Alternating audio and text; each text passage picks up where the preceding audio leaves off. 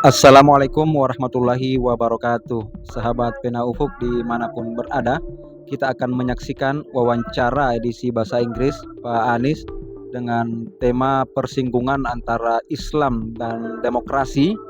Seperti yang dipahami selama ini, Barat dan Eropa selalu memandang Islam sebagai sebuah ancaman bagi peradaban yang sedang menghegemoni saat ini, yaitu peradaban Barat.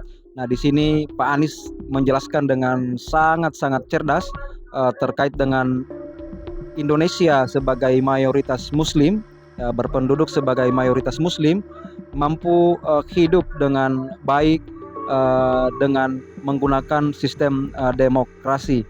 Dan seperti apa selanjutnya, kita langsung saksikan berikut ini. Anis, we've known each other a long time. I first knew you when you were a graduate student in the Midwest. And I'm just thrilled that finally, instead of my being your guest in Indonesia, you are my guest here at Stanford. And I wanted to take this opportunity to ask you some questions about Indonesia. One of the things that is the most striking, perhaps, to anyone looking at Indonesia is its incredible diversity.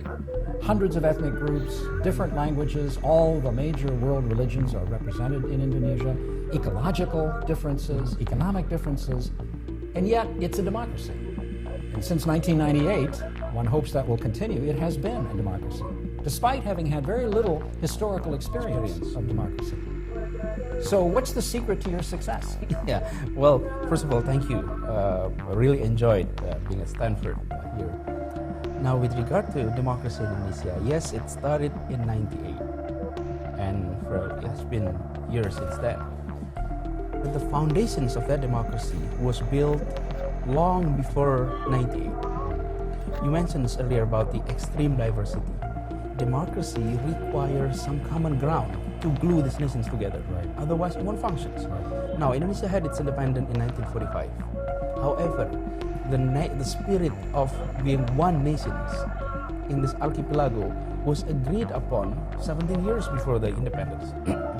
and there was a language was adopted there as common language. And this is very democratic in a way. Why? Because the language that was chosen as common language was not the language of the majority.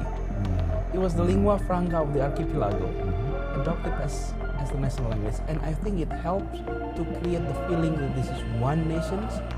And on top of that, right after independence, democracy requires equality. Right after independence, we had more than 120 small kingdoms and sultanates. And Indonesia decided to abolish the aristocracy systems that was there and created a very egalitarian foundations that 5 decades later, when formal democracy was adopted as a system, the foundations is already there. The feeling of unity. Let me interrupt you. Sure. Let me go back to the first point you made. If I understood you correctly, you were suggesting that if a majority language had been made the national language, the minorities who didn't speak it would have revolted and maybe even destroyed Indonesia. Is that the point you're trying to make? That this small group, I guess these were the East Coast Malays, right, that spoke Malay, which became the basis for Indonesian, that they were too small to threaten the state?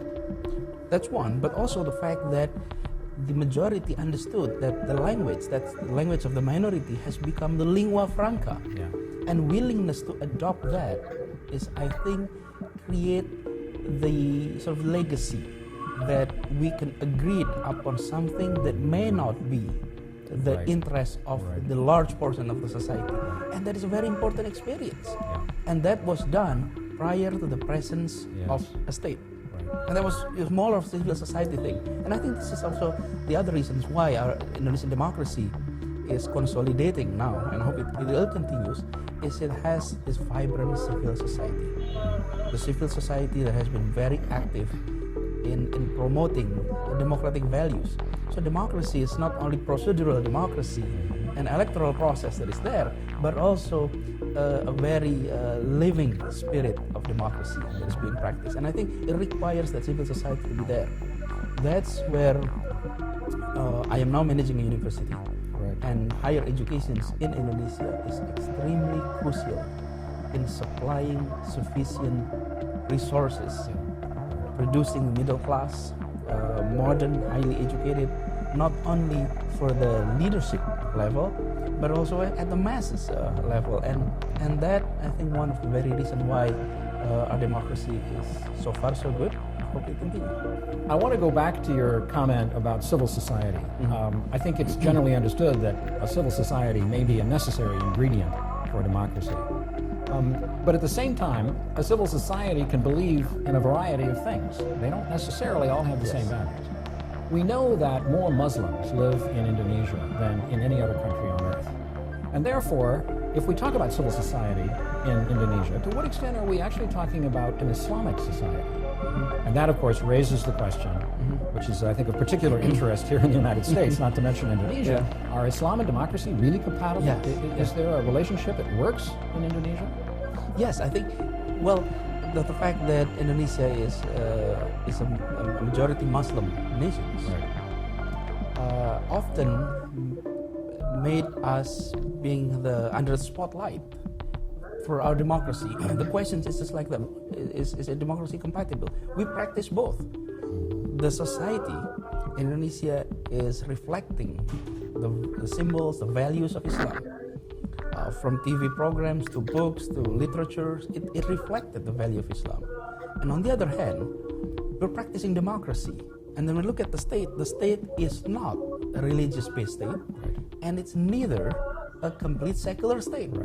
It is what we call Pancasila state. Panca means 5, Sila means principle. So the 5 principle states will officially recognize the presence of God, monotheisms in there. So having said that, yes, the society is Islamized in that way. It's very, very reflecting Islam. But the expressions of Muslims in Indonesia in political terms, it's very modern. It's beyond religious symbols. It has gone through that process. In the past, yes, it was. I mean, we must recognize that in the beginning of the Republic, when we debated whether or not this is an Islamic state or a secular state, it was more of reflections of identity. But today, it has gone through that period. Now, politics is about governing. It's about delivering something. Of course, there is identity components there, but it's not religious identity. And I think that is the key. And with regard to Islam and democracy, yes, the fact that Indonesia is a majority Muslim nation, the questions often raised. But it's the same thing like the US. It's the largest Christian society in the world, but nobody asks the questions whether Christianity is compatible with democracy, or nobody even focused the questions: is America a Christian majority democracy? But when Indonesia had that, the questions arises, and I think we just practice it. We practice democracy, we practice Islam, and it may become one of an interesting experiments that in the political science world, it may become an interesting case to be seen. Well, I'm not sure we want to get into a discussion of American identity, although you're right to say that one can turn the tables and ask, what about the compatibility of Christianity and democracy? I think that question would lead us a little far afield. But I must suggest that I think in the United States, the American identity, insofar as there is such a thing, really boils down to civil liberties, freedom, democracy. It's ideological. I would argue that the United States probably is the biggest and most ideological power on earth after the collapse of communism, right? I mean, China now has capitalism or socialism or whatever with Chinese characteristics. So we are, in a sense, very ideological. And that raises the question, in Indonesia, there's some who say that democracy will only succeed, only consolidate, if it is the only game in town. But that means to me that democracy has to be appreciated in and of itself. Yes. And even if, let's say you have democracy and the GDP growth rate, the economic growth rate drops by 2%, then a true believer in democracy would say, never mind, that's okay, because democracy, it's about human dignity, okay? Have we got that far yet in Indonesia? Or are Indonesians thinking to themselves, if this government doesn't deliver, then who needs democracy? How far are we? We are in the transitions. I cannot say that all Indonesians believe in the idea of democracy. Right. Okay? Surveys have shown that some percentage of the society, small, 5-8%, still questioning whether democracy is a proper approach for Indonesia. Modern democracy, liberal democracy, that is being questioned. However, these populations, these groups, were participating in the democratic process, and I think and they're losing. I mean, it's not winning; they're losing. And if the definitions of democracy is the only game in town, they are playing in the game. And I think if the losing parties willing to stay in this process, we're consolidating. And I think that's where we're heading now. It doesn't mean that this makes the government no longer subject whether or not they deliver or not. I think the issue is more on if they fail to deliver, they will switch to others. To another party. But stay within the system. Stay within the system. Right. And I think it's important. And in many new democracies, there's always threat. The old players who are still there, all the remnants of old players, and those who are ideologically against democracy. It's always there. And I think the challenge of Indonesia today is how can we continue this? And this is where international community comes in. Don't punish because we practice democracy. Why I said that? You look at Vietnam, you look at China. Their economic development is there. Certainty is there. You invest a lot. You go there and practice. Why? Because there's policy certainty. Well, that's giving incentive to non-democracy. Why? Because there's democratic people in the transition democracy noisy. The policy uncertainty is not there. But that's the nature of democracy. It takes some time until it stabilizes. No, that point is very well taken. I mean, I confess that there are some, perhaps, especially in the business community, that might value predictability, frankly, above democracy. I mean, I would understand from their point of view, knowing that there won't be a strike next week, and maybe even knowing who's going to be elected so they know who to deal with, right? That matters a lot. But I want to return to the fact which you alluded to briefly, which is that you are the president of one of the most, in my judgment, innovative universities in Indonesia, Paramadina University. And we talked about civil society. In a way, one might suggest that you are in the process of helping to enrich and create and deepen and educate civil society. So here's the question I want to ask you. Now, this might surprise you, but what is the biggest problem you face as the president of Paramadina University in doing the job you want to do? There's two things here. Number one is with regard to student body. Right. The challenge in Indonesia, in many developing countries, not only Indonesia, many developing countries, universities serve as escalator for people from all levels, in the lower level of the society, the lower socioeconomic level, to move up the ladder through higher education. So education served that, and in Indonesia it has served it well for the past 3-4 decades. All of us, the educated of Indonesia, will never play the role that we're playing without the higher educations that we got. So it's very instrumental. The problem today is that the cost of education, especially higher education, has risen up a lot, and that made us in a situations where if higher educations help to form future middle class, and today's middle class of Indonesia was formed from the lower class of Indonesia of the past. My concern is the future middle class of Indonesia may be coming from the existing middle class of Indonesia. Right. And social mobility will not be there. Exactly. Yeah. So that is, I think, one of the biggest challenges that universities, perhaps universally. The challenge in Indonesia is more urgent because we have not created enough size of a big size of a middle class like we would like to be. So this role has to continue there, and I think the business sectors and government must pay attention on that aspect. So that's one aspect of the higher education. The second aspect is with regard to influencing discourse in the society, in politics, in public policies. And we must acknowledge that in Indonesia, academics, people on campus, they're not only teaching and researching. Most are also involved as activists and policy making process. And I think this is where one of the strengths of many universities were actually there. And this is also another challenge. We must continue to be able to color the policy making process, the discourse, including with regard to democracy, respect to diversity. And all of this is being cooked in the universities, this process, and the society benefiting from that. Do you sometimes feel, though, I mean, you're portraying an optimistic picture, and perhaps it's necessary to be an optimist in order to get things done. If you don't think it's going to work out, why bother? But I'm wondering if you may exaggerate the extent to which an intellectual elite can effectively lead a country. Because I remember in the authoritarian days of President Suharto, there was something called the Berkeley Mafia. Now, in my judgment, they were well-meaning and talented, and actually they did a very good job, in my opinion, on the Indonesian economy. But they were affiliated with a thoroughly authoritarian regime. It was as if it didn't matter to them that they were working with and for an authoritarian regime. I wonder about the reliability of intellectuals. I think it was William Buckley, an American right-wing commentator, who said years ago that he would rather be ruled by 100 names drawn at random from a Boston phone book than by the entire Harvard faculty. Do you feel that way about intellectuals in politics? Well, I think politics is rather different in the sense that intellectuals is often having more burden when they enter politics compared to non-intellectuals. If your background is a businessman or a lawyer, you're not being viewed as you have to maintain the neutrality, the academic integrity, objectivity.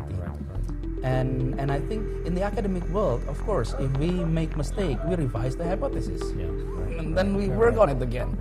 But then in the policy area, if you make mistake, it costs your politics, it costs your future. And I think whether or not, say, in Indonesia, nowadays, intellectual scholars are willing to sort of participate in political process, yes, they're willing. And Indonesia today is no longer an authoritarian regime. So in the past, the options that was sort of presented to many of the scholars is being inside the regime and participate, or you're outside and being a researcher. And many who actually decided to be outside the regime continue teaching research, and that is a choice that was there. It's legitimate, sure. It's a legitimate choice. But I think nowadays, intellectuals in Indonesia no longer had to confront the choice of being in the system or outside the system in that way. That is conflicting. Because it is a democracy. It is a democracy. And that's, I think, the privilege. Well, that raises a related question. I mean, you have been selected, congratulations, as an international visitor, international scholar at the Humanities Center. Now, if we look at the humanities in Indonesia and compare it, let's say, with engineering, supposedly, quote unquote, more practical disciplines, would you say that Indonesia can do without the humanities? That, what we really need is to build roads, our ports need improvement, infrastructure, hard science, architects and so forth, and we really don't need, poetry. Right? Would you argue that? Or would you argue there is a role for the humanities? And if so, what is that role in Indonesia? I think so. There is a big role to play in the humanities. Yes, we do need these hard science departments to grow, enroll more students, produce more engineers, because the country needs them badly. And objectively, we need them. I think we need to enlarge that. The humanities, the study of humanities is there. And I think this is the challenge for anybody studying humanities in Indonesia. We have learned that humanities, social science that we learn today is mostly result of experience of social transformations taking place in Europe or in North America. And scholars have been able to convert those experiences into modern social science using modern social science language. Therefore, it becomes universal. Like modernization theory, many of this theory. Now, the challenge, I think Indonesia and many other nations, Indonesia is a very unique case because of its diversity, have gone through transformations, changes, and we do not have enough scholars that are able to convert those experiences into modern social science language that is understood universally, and also this is a knowledge that can help people to understand what is taking place. Look, a few years ago, conflicts was there in Indonesia. Today, it's absence. There's a lot to be learned. Maybe not completely absent. Not completely, but many of these especially communal. Right. This, from central to local government, there is often issues, but communal conflicts is very much down. But there's a lot of things to be learned from there. The challenge is we don't have enough scholars to actually undergoing research and be able to convert that peace making process. And this is just an example. Well, you could argue that conciliation, or in this case perhaps reconciliation, is necessarily rooted in culture, and also in history, and also in identity. And these things are hard to quantify. An engineer can build a bridge. Can an engineer build peace? That's much trickier. That would be my own view, although I should be asking the questions and not giving the answers. But also, here's the thing. We have been, if you look at the history of the nations, it's been led by a lot of humanities background. And Sukarno is an engineer, but if you look at the writings, you look at the how he viewed things, it was much, the creativity is there, the imagination is there, and it was rooted more on his reading on humanities and social science instead of his reading on engineering, for instance. And I think of course, some would argue that Sukarno, although he was the father of the country, he also messed up the country. That's a historical debate. Right. But your point's well taken. And in a way, his romantic projection of a charismatic personality was critical in bringing people together and giving them some sense of identity. I think that has to be recognized. And an engineer could not necessarily do that. That's a skill that has to do with knowledge of human beings. Right. But I must also say that we need badly to develop our hard sciences, definitely. Right. So, yes, the humanity is there, it's rooted strongly, we have quite a good stock. We also Tidak bisa dinafikan banyak kalangan muslim sendiri yang terbawa dengan pemikiran barat, terinfiltrasi dengan pandangan barat terkait dengan Islam sebagai ancaman terbesar bagi peradaban barat itu sendiri. Dalam wawancara tadi kita dengarkan Pak Anies menjelaskan dengan sangat baik antara Islam dan demokrasi, karena Pak Anies ditanya bagaimana bisa masa depan Indonesia dengan sistem demokrasi sedangkan penduduknya mayoritas muslim itu sendiri. Dalam pandangan barat, khususnya setelah perang dingin yang mengalahkan Rusia, barat melakukan sebuah analisa yang mendalam dan tentu melakukan survei di berbagai dunia.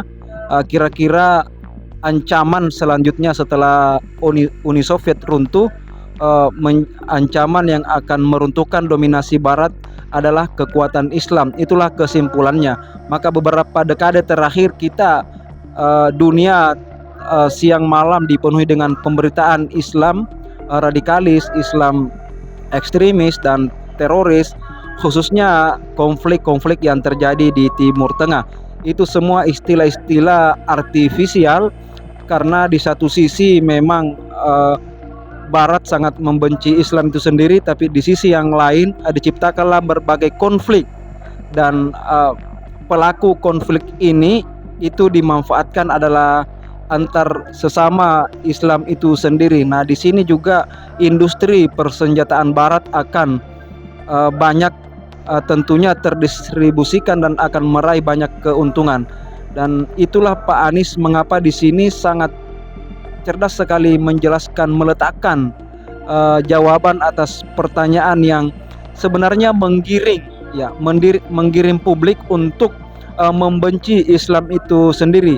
Nah, di sini Pak Anies bahwa Indonesia adalah merupakan salah satu contoh terbaik di dunia bagaimana demokrasi dan Islam itu mampu hidup dengan damai, dengan tenang, tidak seperti yang selama ini diopinikan, dipublis di media-media Barat.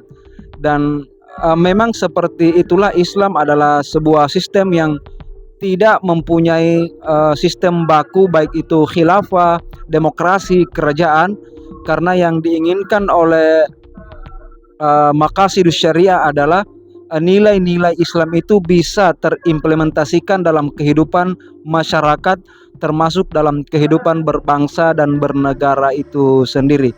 Mungkin di sini Pak Anies akan membuka cakrawala berpikir tidak hanya bagi bangsa Indonesia, tapi juga masyarakat dunia bahwa inilah Muslim Indonesia yang patut dicontoh. Ya, demokrasi namun mereka sangat ramah, sangat damai dan sangat tenang. Dan pasca kemerdekaan sampai dengan hari ini, alhamdulillah Indonesia tetap utuh sebagai sebuah bangsa yang besar, sebagai bangsa yang penduduknya mayoritas Muslim dan tidak ada sejarahnya mengancam negara-negara lain. Sekian, terima kasih.